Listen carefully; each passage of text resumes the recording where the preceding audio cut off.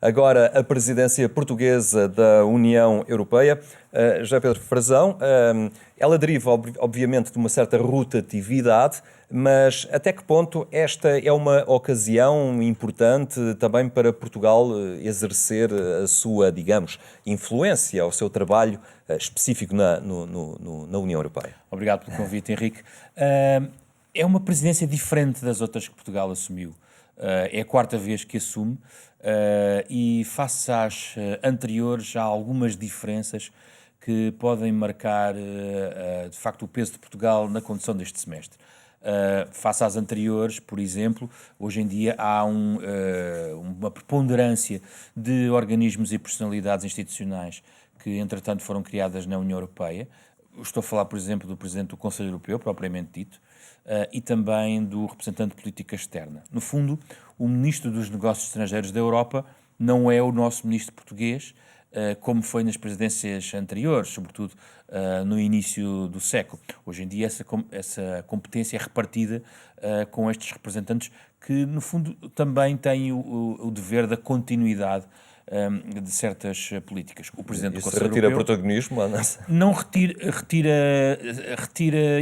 influência total ou muito decisiva que as presidências anteriores tiveram. No entanto, tem o poder de influenciar e, por alguma razão, os Estados-membros da União Europeia mantiveram estas presidências de alguma forma rotativas, mas já estão diluídas. Vou dar outro exemplo. As prioridades da presidência portuguesa da União Europeia são articuladas num trio de presidências. No fundo, há cerca de 1 ano e meio de prioridades em cada ano e meio, onde estão 3 países que rotativamente têm um programa relativamente comum. A Alemanha, Portugal e Eslovénia fizeram este chamado trio da presidência. Por isso, aquilo que Portugal vai fazer neste semestre é implementar muito aquilo que no semestre anterior a presidência alemã, com os órgãos comunitários, conseguiu negociar. E Portugal vai depois passar em julho todo este processo para a Eslovénia. E há quem diga já que muitos processos vão ser ainda mais concretizados pelo trio seguinte, a começar por França, que é outro país essencial da construção europeia. Portugal recebe esta responsabilidade num momento particularmente crítico da história da União Europeia. É o ano de toda a esperança, com a vacinação a arrancar, com muitas expectativas no ar. Isto, obviamente, gera alguma pressão também para a presidência portuguesa. Sim. Primeira questão das expectativas. As expectativas da presidência são colocadas também pelo governo. E há alguns riscos em relação a essa matéria, porque de facto não há um grande tratado para apresentar, para aprovar, mas há que implementar um conjunto de medidas. Os riscos são as de não conseguirem fazer a implementação de algumas dessas matérias. E há de facto 2 pontos que serão decisivos neste semestre. O primeiro é a questão da vacinação, o plano de vacinação.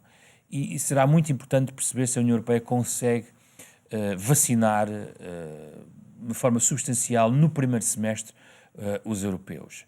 É uma das marcas que vem de 2020, a ideia de uma resposta conjunta da União Europeia. Vamos ver se em 2021, no primeiro semestre, se há atrasos, se é possível imunizar a Europa ao ritmo que tem sido falado. Outro ponto, outra prioridade também da presidência portuguesa e que teremos que estar muito atentos tem a ver com a recuperação económica. É um processo que ainda vai levar por muita burocracia europeia, que geralmente complica os processos. Há ratificações ainda que têm que ser conquistadas, apesar dos acordos que foram conseguidos, mas essas ratificações são essenciais para que o dinheiro dos fundos europeus chegue aos diversos Estados-membros para começar a ajudar à recuperação, a tal dita bazuca europeia. Para Portugal é muito importante também. Hoje em dia espera-se que lá para maio ou junho, portanto no final da presidência portuguesa da União Europeia, esses fundos já estejam a correr mais livremente digamos, nos cofres portugueses para poder também ajudar Portugal nessa recuperação económica. É também uma União Europeia que começa o ano sem um importante Estado-membro, que deixou de o ser, o caso do Reino Unido. daqui para a frente há este receio de mais situações de divisão, ou paradoxalmente esta sensação de fragilidade, experiência de fragilidade partilhada por todos, acaba por reforçar também a noção de que a união é realmente importante para todos? Uma boa questão, porque nos permite ir a alguns tópicos. Primeiro, a questão da resiliência e da recuperação económica, aparentemente os principais sinais podem ser positivos para que a União de facto concretize aquilo que já foi trabalhado com a influência da Alemanha e da chanceler Merkel em 2020. Há algumas áreas onde é mais fácil a União Europeia, por assim dizer, a união dos europeus e dos Estados-membros, independentemente das cores políticas. Vou dar o caso da aposta verde, da aposta ecológica, uma das apostas também da presidência portuguesa e, no fundo, que vem já desde há mais de um ano com o Pacto Ecológico Europeu da Comissão Europeia, que vai começar a entrar no terreno agora em 2021. Nessa área é mais fácil. Na parte digital, que é outra das prioridades europeias e do semestre português, pode haver mais algumas dúvidas, porque a Comissão Europeia vai dar um tópico sobre os impostos que vão querer cobrar as gigantes tecnológicos. Onde é que eu acho que não vai haver grande espaço para a União, infelizmente? Na questão das migrações. Um processo que conhecemos, que tem vindo a marcar passo, que tem criado grandes desuniões na União Europeia e, se calhar, por isso não está na primeira linha dos grandes objetivos. Está a marcar passo o Pacto das Migrações e Asilo. Ainda recentemente, em dezembro, as conferências episcopais europeias tomaram nota disso, preocupações em relação a esta matéria, e era um ponto importante também para Portugal. Já agora, outro ponto fundamental que está também um ponto de interrogação tem a ver com a relação com a África, que também se liga às migrações, mas sobretudo também à recuperação económica e também à forma como, por exemplo, esse continente todo vai ficar para trás ou não na vacinação, que é uma questão relevante. Pode haver ou não uma cimeira União Europeia-África. Se ela acontecer, acontecerá provavelmente no final deste semestre.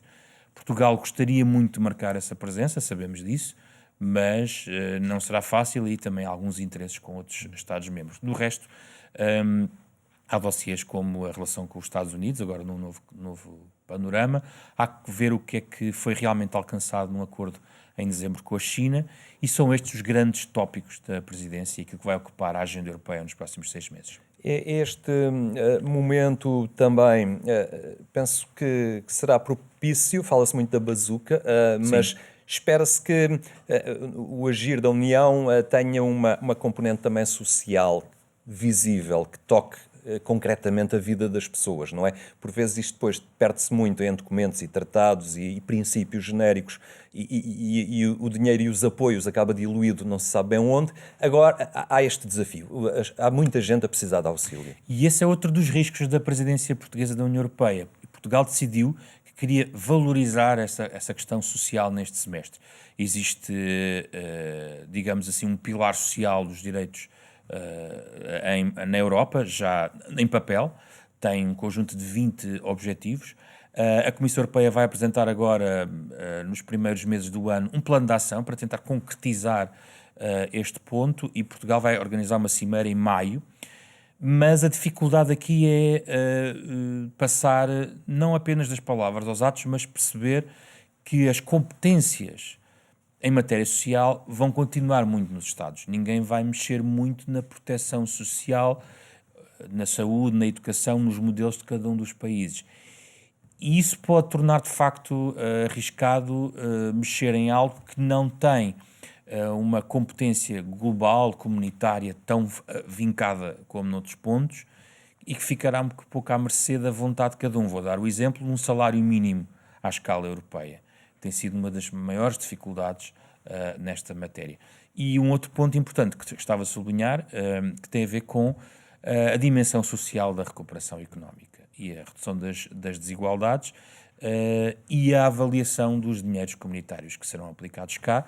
Por exemplo, esta semana ouvimos na Renascença, curiosamente, o Presidente do Conselho Económico e Social, que lidera a consultação social, a defender que também o Conselho Económico e Social quer avaliar os fundos europeus, porque exatamente a fama portuguesa que tem, ou a fama do sul da Europa em relação a esta matéria, que tem junto de outros pontos da Europa, tem que ser combatida para que os fundos europeus sejam realmente bem aplicados e cheguem onde são necessários.